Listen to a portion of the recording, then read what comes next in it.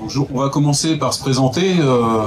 À ma gauche, il y a Eddy Le Belair, qui est militant de lutte ouvrière, qui est porte-parole régional des Pays de la Loire, qui est technicien naval, principalement à bord dans les bateaux en construction. Il y a à ma droite Alain Georget, militant de lutte ouvrière, qui lui travaille en atelier en tant que chaudronnier, on dit charpentier fer.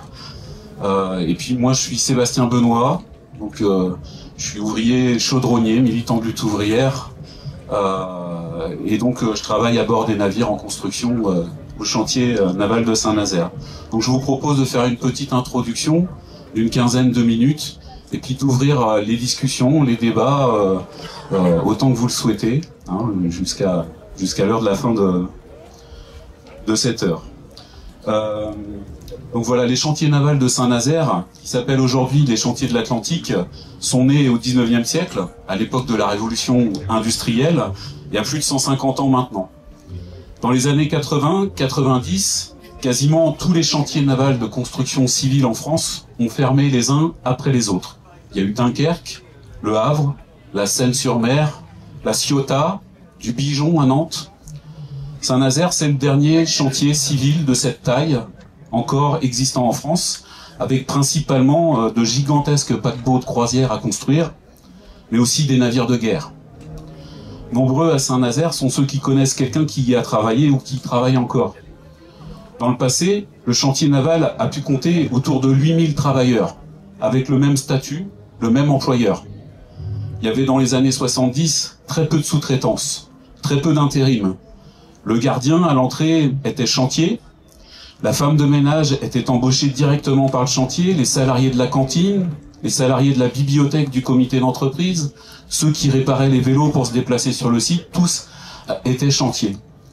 Bref, tous avaient le même bleu de travail, le même patron, avaient vécu des grèves parfois ensemble, parfois quasiment insurrectionnelles, comme en 1955. Chacun avait dans un coin de sa tête et en commun une certaine conscience de classe, ce qui gênait considérablement le patronat local. Dans les années 90, ce patronat s'est appuyé sur un recours de plus en plus massif à la sous-traitance, notamment pour casser les liens qu'avaient pu tisser les travailleurs entre eux. Au fur et à mesure des années, des corporations entières de métiers à bord des navires en construction ont été externalisées, et des ateliers aussi.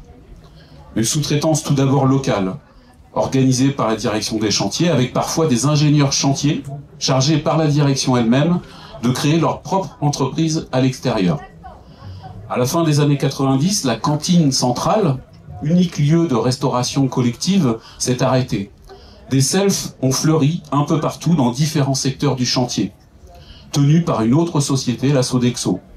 Cet éclatement a été accompagné par celui des horaires de travail, 2-8, 3-8, et différents horaires d'embauche en journée normale.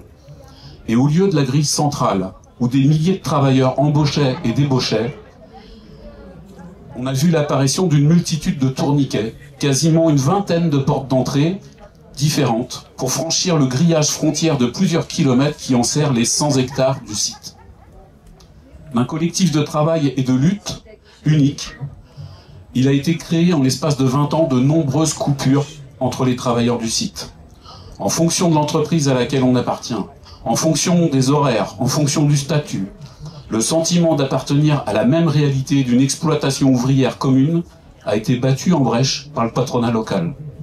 L'intérim et la sous-traitance ont explosé.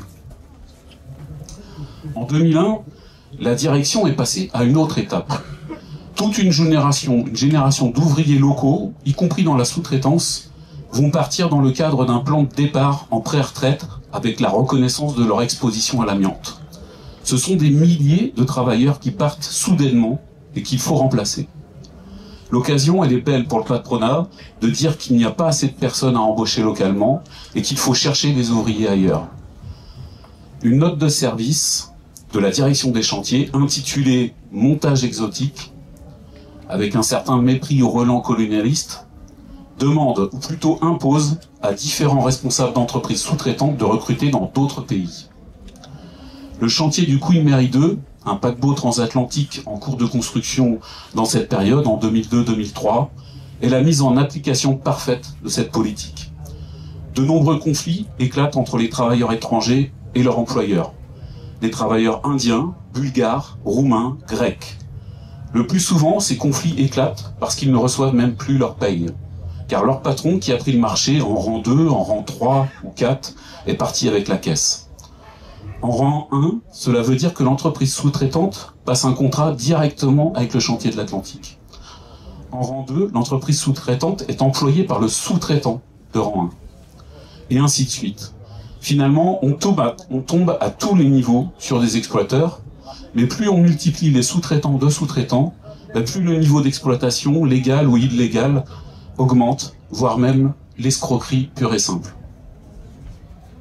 Avec le Queen Mary 2, ses objectifs de rentabilité et de flexibilité, cette politique qui vise à faire reposer l'exploitation sur une myriade de sous-traitants, en se défaussant de toute responsabilité pour la direction des chantiers, a même été jusqu'à sa conséquence ultime. Une passerelle, mal conçue, pas vérifiée, donnant l'accès aux navires en construction s'est effondrée. 16 morts et de nombreux blessés graves.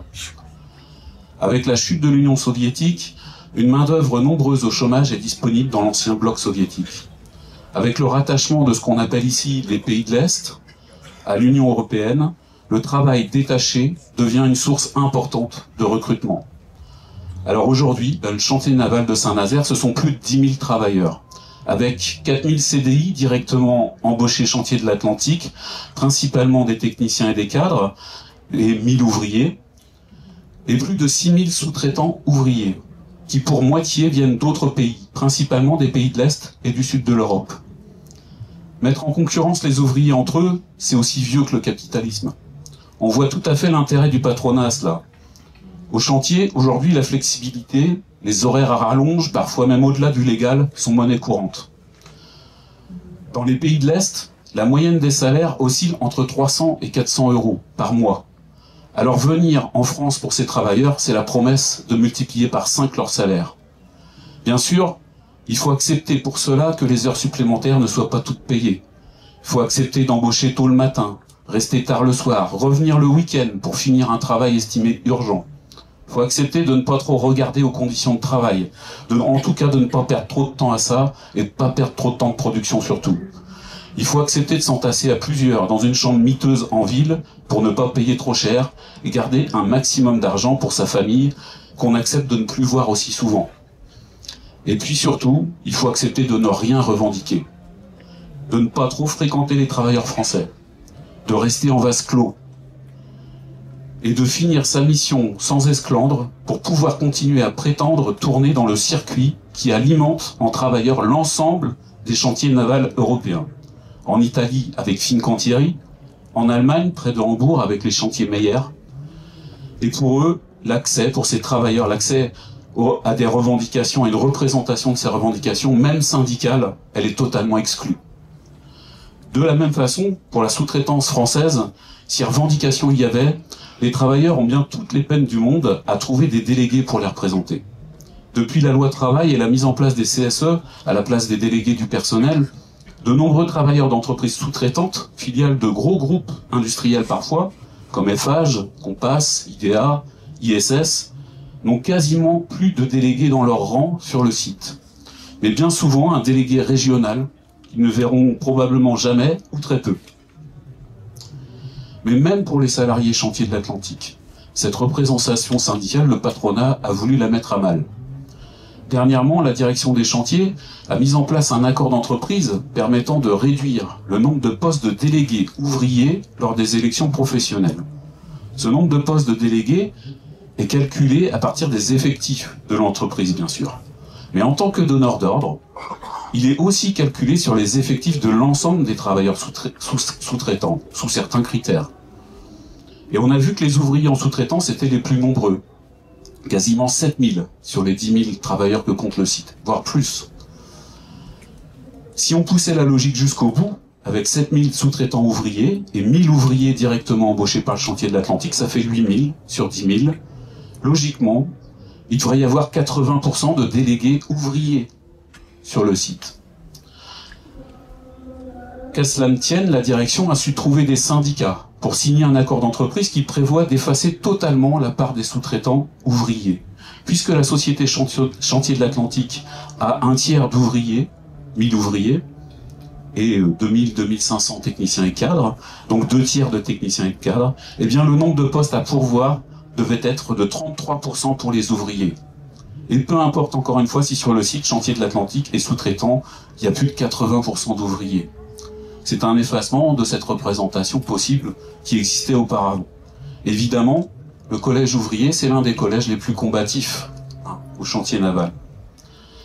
Donc on le voit, l'objectif du patronat, c'est de diviser, d'atomiser, mettre en concurrence les ouvriers de production les uns contre les autres pour augmenter l'exploitation et aussi étouffer leur volonté de résister collectivement à cette exploitation accrue, y compris leur représentation syndicale. Alors que faire contre cela et sur qui s'appuyer? D'abord, il n'y a rien à attendre de l'État. Il est actionnaire à plus de 80%. Et il est parfaitement au courant de ce qui s'y passe. Ne serait-ce que parce que l'inspection du travail, qui dépend du ministère du Travail, est au courant de bien des pratiques illégales sur le site. Côté syndicat, au chantier, le principal syndicat historique, et particulièrement chez les ouvriers, c'est la CGT. Face à la politique de division de la direction des 30 dernières années, le syndicat il a eu diverses attitudes.